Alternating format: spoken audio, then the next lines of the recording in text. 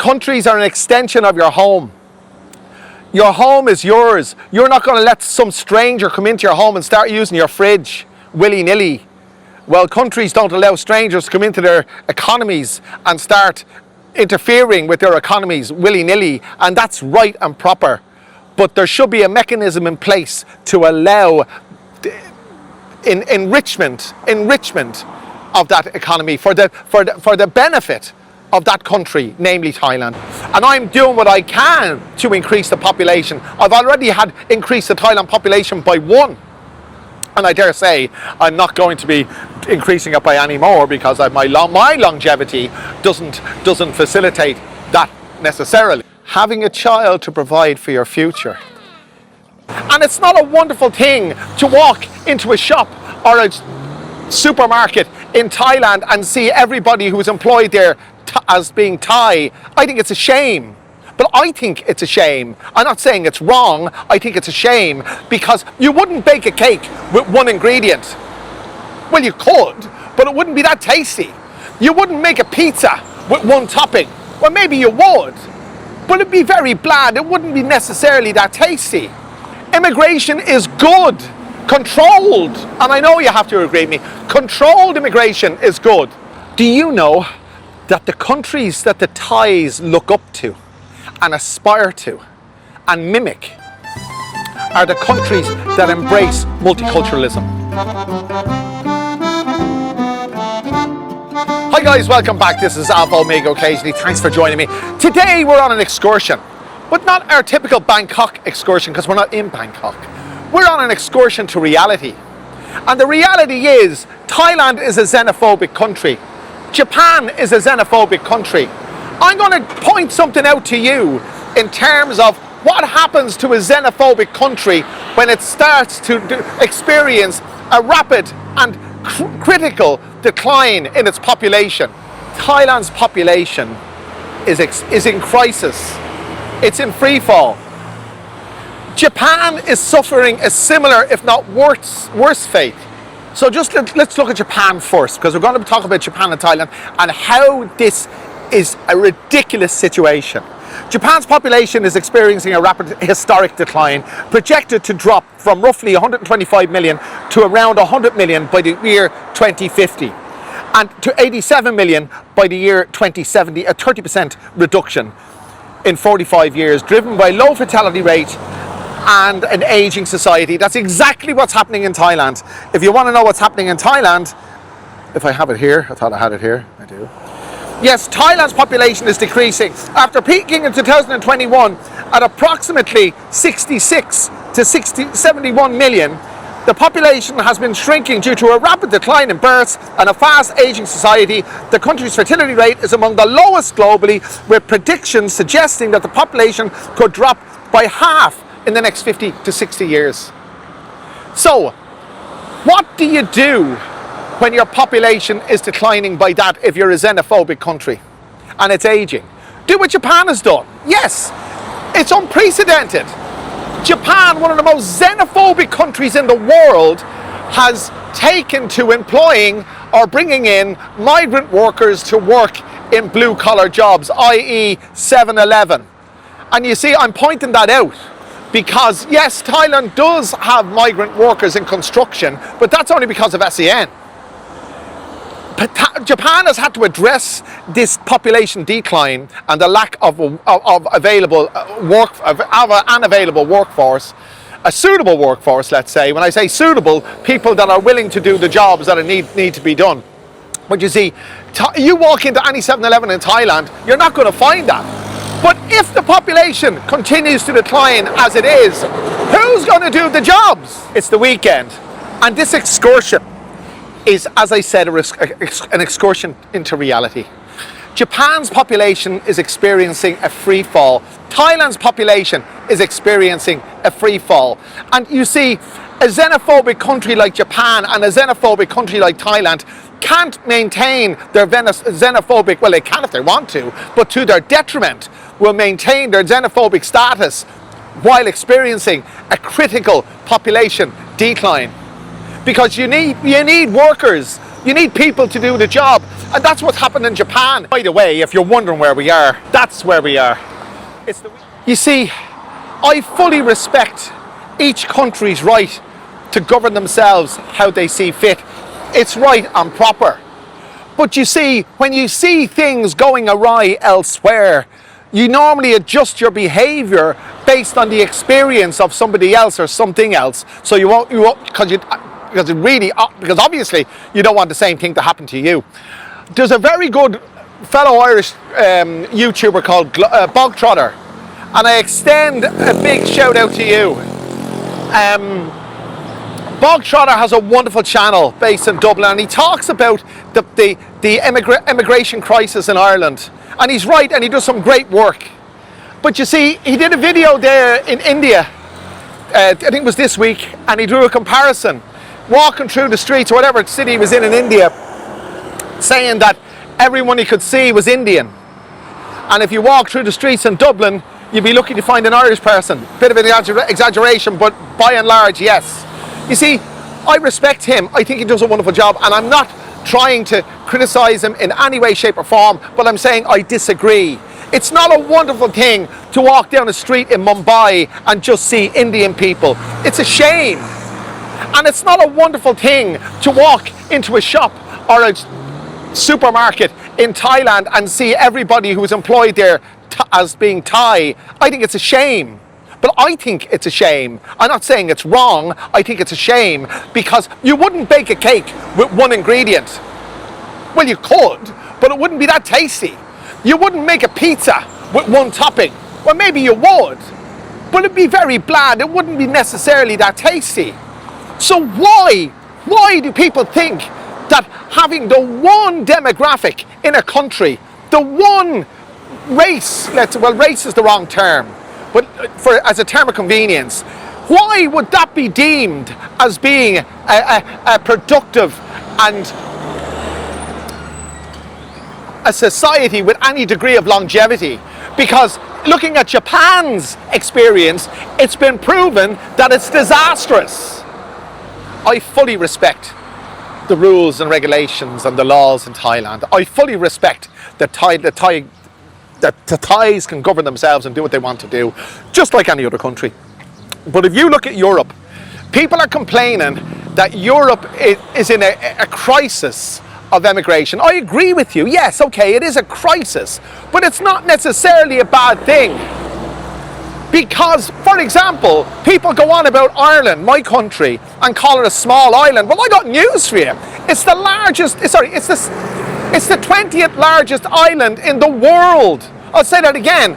Ireland is not a small island. It's the 20th largest island in the world. And people say it's full. It's only got 7.2 or something. Let's say 7 million people on the island. The 20th largest island in the world with 7.2 million people? Are you joking? It's full? Of course it's not. Thailand's attraction for me is because of what it is today. So I'm not complaining.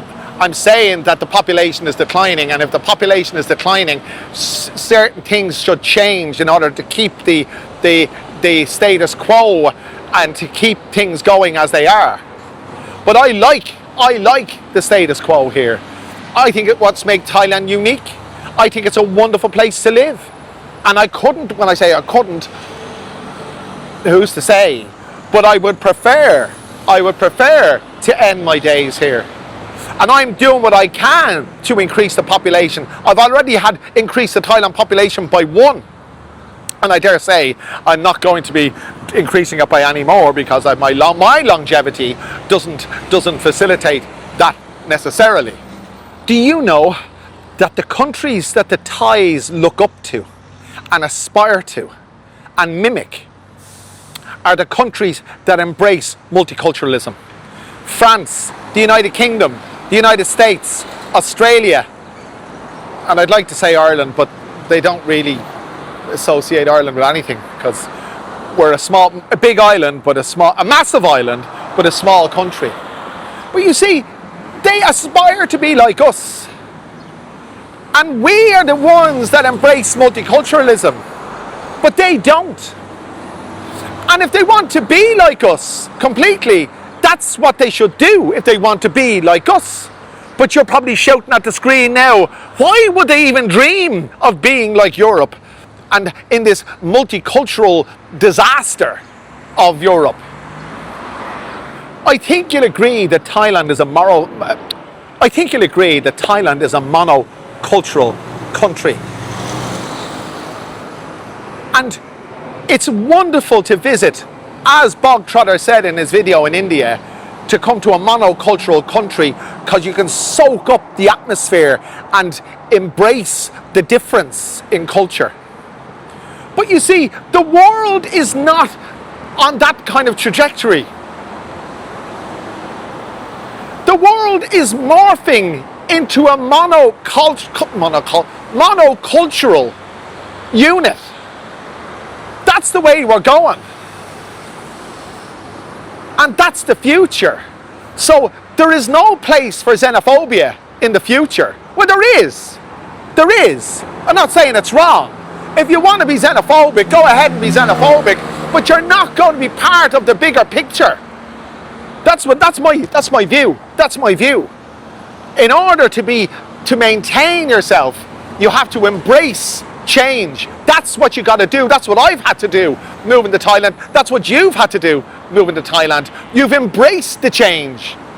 I embrace change all the time because it's like living on quicksand. It keeps moving and fluctuating. I'm concerned about the country of I'm concerned about my son's native country. I'm the father of a Thai national. I want to see my son grow up in a country that's flourishing. And I don't see any country flourishing if they maintain their status of xenophobia, which there's nothing wrong with, but maintain their status of xenophobia when their birth rate is decreasing and their death rate is increasing. I come from a country that happened to. Ireland had a population larger than Egypt in the middle of the 19th century, 1842 or 3. And then when the famine hit in 1847, our population decreased in a matter of a couple of years by 2 million and halved and continued to decline well into the 1950s. And only now in the 2000s has our population started to almost come back to what it once was. Growing up on an empty island was a pain in the hole, I can tell you that for me. And all these millennials who think they know what they're talking about haven't got a clue. Immigration is good, controlled, and I know you have to agree with me, controlled immigration is good.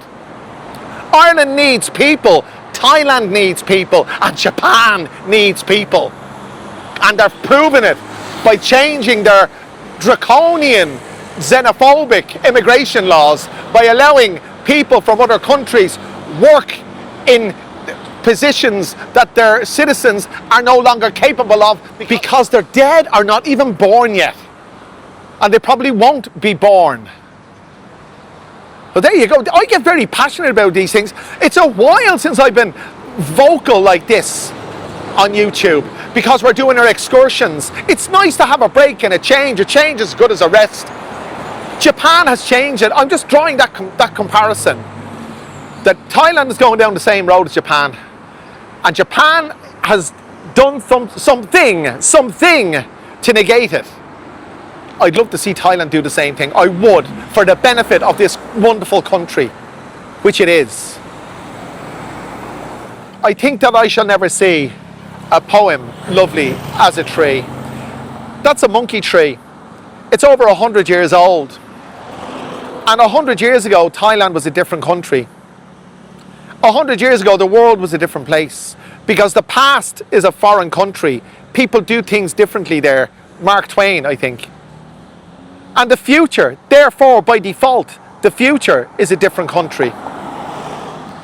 And visionaries in history were able to implement changes based on their vision of the future for the benefit of all, for the benefit of everybody.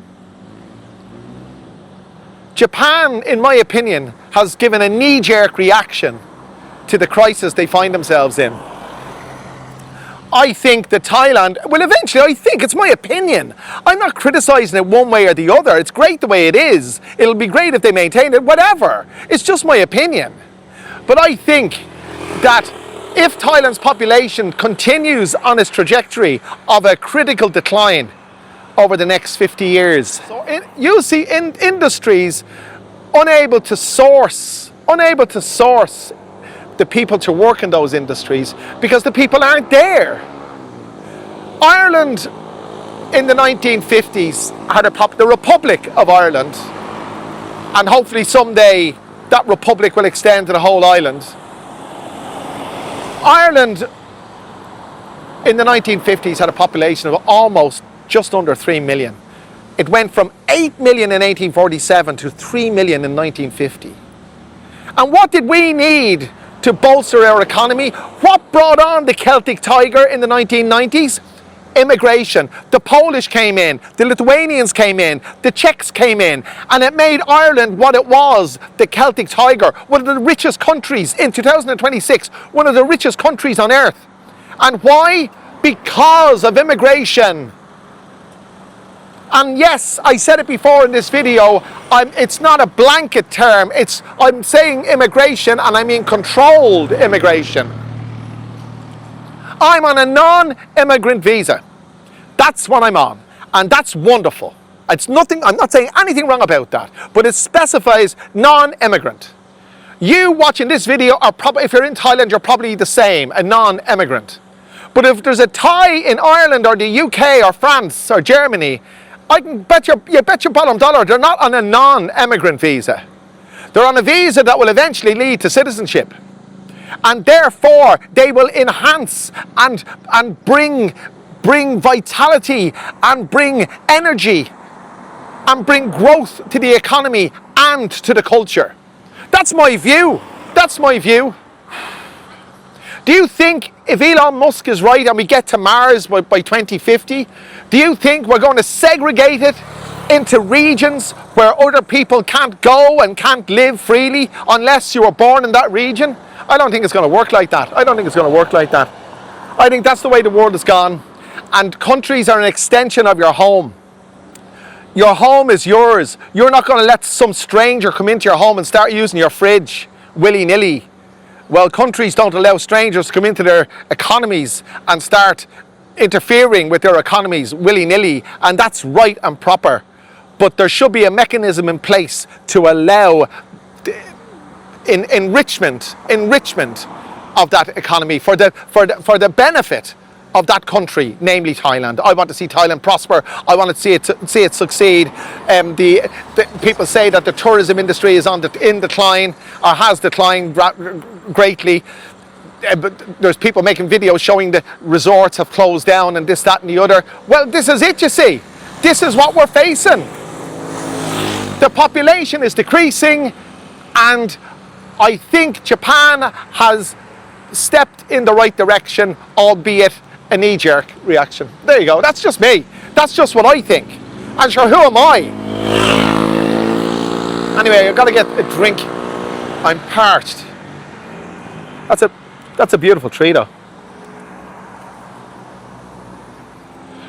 But before I get my drink, I'm actually parched as roasting toasting. I want you to give your 5 cents worth. I don't think there's anything provocative or too argumentative in what I'm saying. I think it makes perfect sense. If you haven't got the money, you can't buy the product. If you haven't got the people, you can't sustain your economy.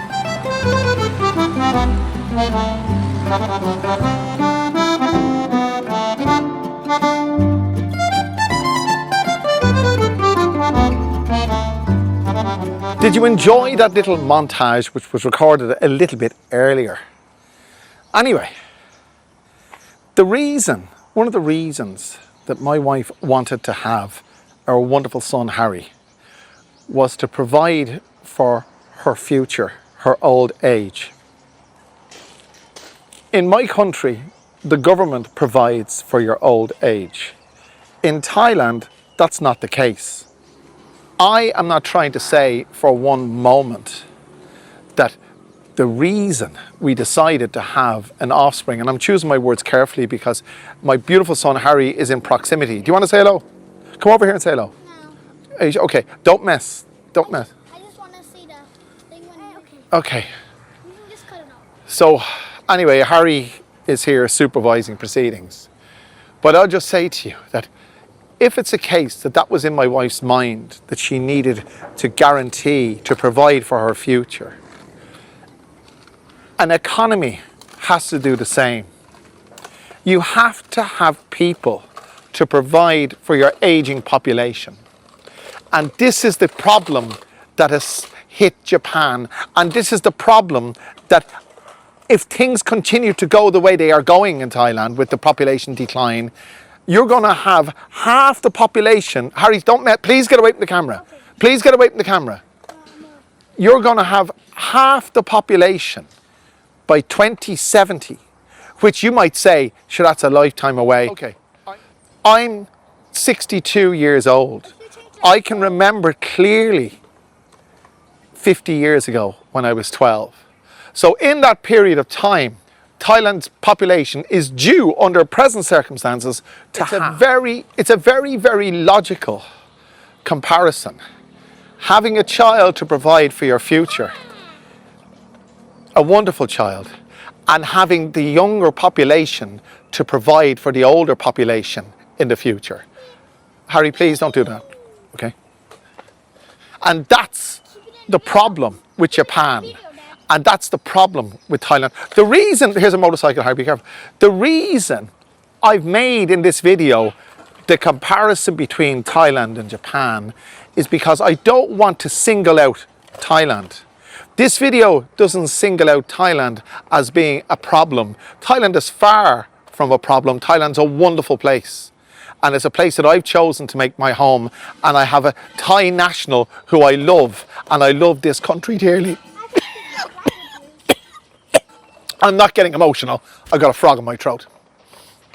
So, I'm sure this video has been thought-provoking. I'm sure you have your own point of view. But I'll just say that I love living here. And I would hate to see Thailand's population decrease and lose the magic that it has, because it's because of the hustle and bustle of Bangkok. That's why I love Bangkok. It's got everything. Imagine Tokyo with half the population. It would be like a ghost town. And this is the prospect we face. And this is why I say in my own country, immigration is good, because I grew up on an empty island and I know exactly how bad that is, how bad that feels. So there you go. This is a passionate video. I'm making it with passion. I love Thailand. Come here. I love Thailand. I love Thailand.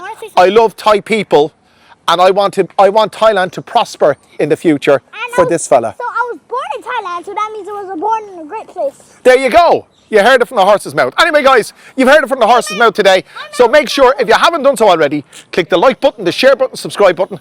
Do all those wonderful things, and we'll bring you back another wonderful video. Very good. We'll bring you back another wonderful video very soon. Thanks for joining. Harry, say good luck. Say bye-bye. Good. Okay, he's going to do his own video. He has his own channel. And I'll see you again very soon, lads. Take care. Thanks.